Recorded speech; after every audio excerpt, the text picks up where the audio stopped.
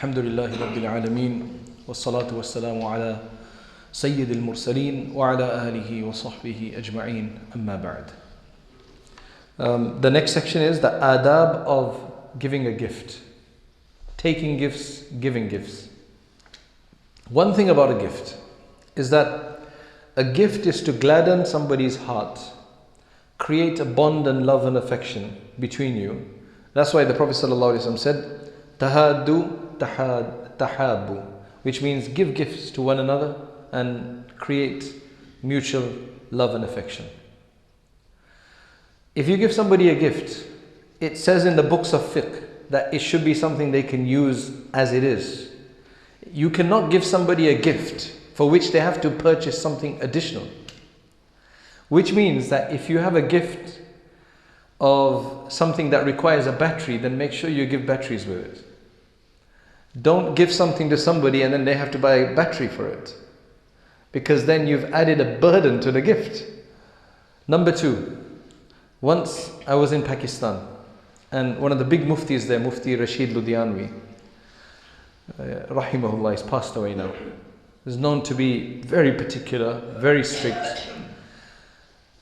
My uncle, who's a student of his, sent a box of rutab dates from Arabia, from Medina Munawwar, with two other brothers that came along with me to Pakistan.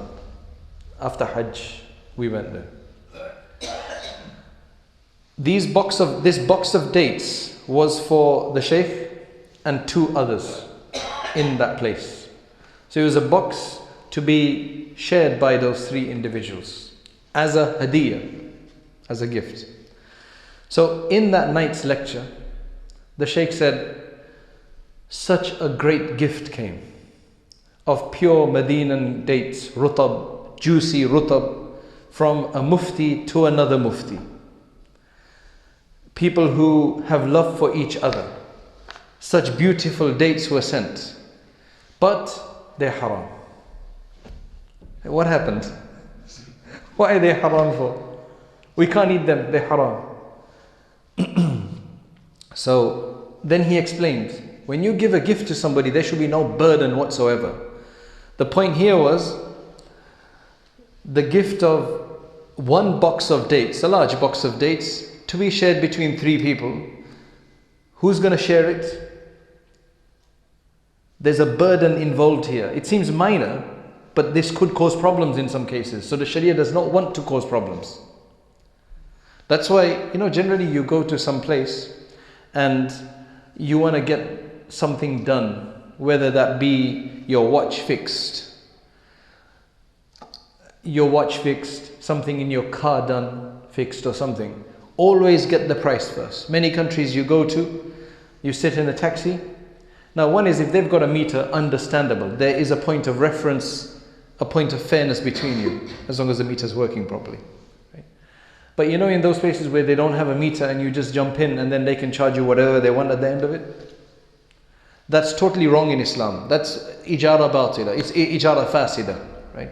Where you don't negotiate a price, where you don't fix a price. So always when you go to these places, fix a price. Fix a price. From beforehand.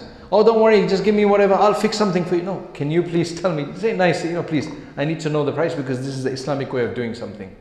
Oh, give me whatever you want then. And then basically they will pressure you to give you more than you would give otherwise. Do you understand? These are all gimmicks. It's just wrong. It's not Islamic to do that. Because Islam, it says anything that will lead to a dispute, possibly, makes that transaction corrupted. So likewise, giving somebody a hadiyah, where they've got a burden of splitting it up, is burdensome. So he wanted to prove a point. This mas'ala, ruling, is not known very well. So he wanted to prove a point. That's why he made such a big deal out of it, and he made it the point of discussion that day. And in the end, it was simple. The sender, he just made one of the individuals there who took, one of my companions, he made him an agent on his behalf to split them up in between them, so each person was given their part. So that's fine. But these things need to be known, that if you give somebody something, there should not be any burden associated with it. He says, if you wish to make a request to a person for something, then do not make any gift to him. If you want to make a request to someone for something that they want to do for you, can you please get me into this place, get me membership here, speak to so and so. But before that, you give them a gift. Don't give them a gift before you're going to make that request. Why? The one to whom the gift is made under such circumstances is either put to disgrace or is indirectly compelled to comply with the request of the person who presented the gift. Such a gift will be in fact a bribe, in a sense. So avoid that. What about if it's expected in some countries? When taking a gift along the journey to present to somebody, do not take so much as to create difficulty for you along the journey. This is a big problem. I think it's a bit better now when people from the first generation who moved here from from India or other countries, when they would go back, they have to take suitcases of various different gifts, and that is more burdensome. There's one brother who told me, I said, have you been to India in a while? He says, I want to go, but it's gonna have to be last minute. I said, why? He said, because if I tell my wife now that we're gonna go to India in 3 months, or the tickets are booked for 4 months away, we will be shopping every week for it. I have to give this person and that person, that person, that person, so we'll be shopping every week for it. If I bring it at the last minute, then we'll get whatever we can in the last few days, and that becomes a big burden actually. What do you take somebody, especially if you're concerned about what to take people, it's a big burden sometimes. Immediately after accepting a gift, it is not proper to give it in charity, in the presence. So sometimes you receive a gift and you give it away in charity, straight away in front of the person. Very disrespectful. It's like you've shown no value for this. Contribute it in the absence of the person. If you don't like it and you're not going to use it, graciously accept it. Then after that, give it away afterwards. You have the right to do that afterwards, rather than waste it and sitting around. The motive, this is very important. The motive for giving gifts should be only love and affection, not the fulfillment of one's needs or request. Therefore, if you have a need to present to the person, do not make a gift to him at the same time. You can do it afterwards. It's fine. They've done their job for you, or they haven't. They've said no or yes. You give them a gift afterwards. That's fine. It will then appear as if the gift was motivated by the ulterior motive. The actual purpose of making a gift is to strengthen the bond of affection. Therefore, such ways which inconvenience the one for whom the gift is intended should not be adopted, which we already described at the beginning. The other thing is, make the gift in privacy, not in public. Don't make a big deal out of the gift, otherwise it seems like you're just showing off. The muhda ilay, the person to whom the gift was given, is entitled to make public the gift. So if I receive a gift, then I've got the right to say, mashallah, I received a gift. But the giver, this is a private affair between you. Don't make that public. If the gift is in kind, meaning not cash, then endeavor to ascertain the likes and preference of the muhda ilay, which is, try to get a gift that you think the person is going to like and use. What's the point of giving them a gift that they're going to give to somebody else or they're not going to use? What's the point of it?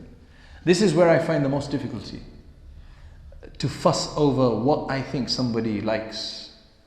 That's why if I want to give somebody a perfume and they're in my house, I will open up a few and say, try this, you like this? Oh, I like this one. Okay, that's your gift for you. Because a lot of time I've been given gifts of especially perfume. People have bought expensive perfumes.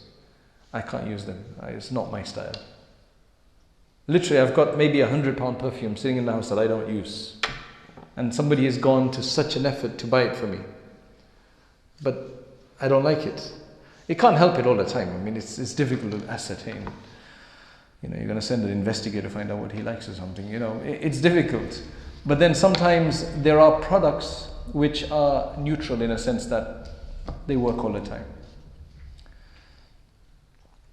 The amount of the gift should be not so much that it constitutes a difficulty for the person you're giving it to accept. It's embarrassing. You bring 5 different bags of stuff, and a gift, it needs to be of a certain amount. It needs to show the affection, love and thought that has gone in it. Not that you just buy loads and loads of just things and you give it to the person. Sometimes it's embarrassing, the amount. Do they think I'm poor, I don't have anything in the house, that's why they brought all of this shopping, for example. Things like this. One has to be careful. It does not matter how less or of little value the gift may be. People of piety, in this case he's speaking about giving to a person of piety. People of piety in general are not concerned with the amount or quality of the gift. They look at the sincerity of the one who makes the gift. It's very true. Because they look beyond the gift. They're looking at the love that is coming through, the affection, the thought that's coming through. They're looking at a different level. They're not looking at the gift, what I'm going to do with this.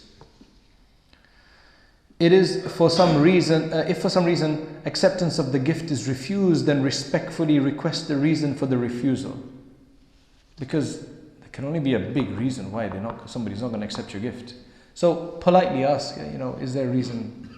So that for the future bear this in mind, but do not insist to obtain the reason at the time if they don't want to tell you. That means it's an issue. If the gift is refused because of a misunderstanding created by a baseless supposition or misinformation which reached that person, then of course it's best to clarify and clear the air between you. Do not make a gift to anyone as long as he is not convinced of your sincerity. If you think somebody's not going to treat your gift well because of something or the other, because of some hypocrisy or something like that, then there's no point giving the gift. Do not make gifts in such a way that taking delivery of it becomes difficult and onerous on the person because there's strings attached. A gift tendered with the motive to obtain some benefits is bribery, it's not hadiyah. Yeah, he makes a good distinction here. He says, if you give something with the intention of creating a bond, love, affection between you, that's a hadiyah. If you give it with the primary purpose of receiving a reward, that's sadaqah. That's not hadiyah. And if you give it for the primary purpose of getting some benefit from that person, then that is rishwa, bribery. So intention, the same gift is being given, I want reward in the hereafter for this, that's sadaqah. Now you might think giving hadiyah you get a reward, yes, but that's the secondary point. The first point is the love, to create love and bond and friendship. Some people labor under the impression that when going to visit a pious individual, it's necessary to present a gift to them. This is incorrect. To make it a rule to present him with a gift whenever one visits him is harmful to all parties involved. It creates an undue burden. It makes it that the person will start expecting it. It's just lots of problems in there. If your heart so feels moved to give somebody a gift, then do so. Otherwise, it's not necessary. So wherever there is a tradition of giving gifts, the problem is, in our weddings and any of these functions, you have to give a gift. Because, subhanAllah, some people actually make lists of what they received. And they write down the amounts as well, so that they have to reciprocate in kind. I think that's really messed up. I remember one family telling me that they made a list, they have to make in their family or whatever, they make a list of everybody who gave, because they get envelopes. Nowadays there's no boxed gifts allowed, so everybody gets an envelope and there's 25, 10, 100, 50, whatever. This list is made so that when that family will invite, you have to give the same amount there. I don't know. It's weird. It's kind of tradition that. Of course, you don't want to be stingy and just give £5 to people at the end of the day. But At the same time, you don't want to just give back what they got. Then what is that? You're like loaning money and I'll loan you back when you get it or something. So what is that? Accept gifts from such persons who do not expect anything in return. Otherwise, it will lead to ill feeling ultimately.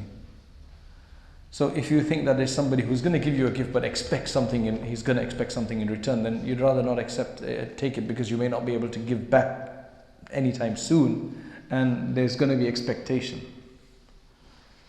However, the one who has accepted the gift should endeavor to reciprocate. So if you do receive a gift, you should try to give something in return. It's only nice to do that. There's one teacher of mine, anytime you give him something, he's always got something in his pocket to give you.